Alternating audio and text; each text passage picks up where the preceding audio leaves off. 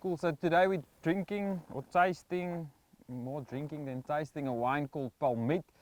Its name comes from the Palmiet river that runs through Elgin, which is in the southeast of the Cape.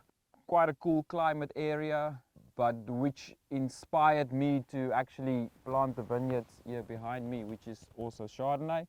Yeah, the wine is quite unique. I mean, I've been working with these vineyards for the last 10 years, and it's always a pleasure to drink the wine, to make the wine.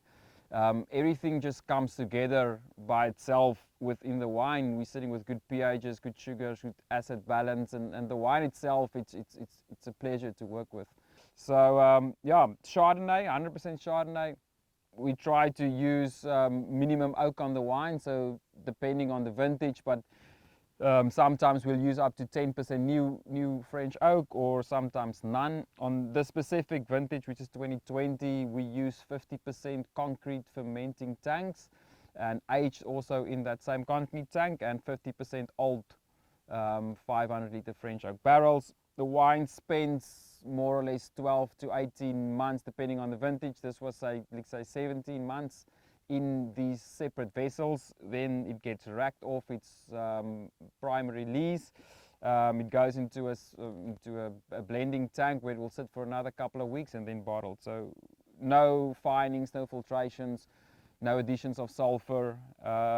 Basically clean fermented grape juice, and that's it. And yeah, I think the wine itself is always, it's something, you know, that shows a little bit more.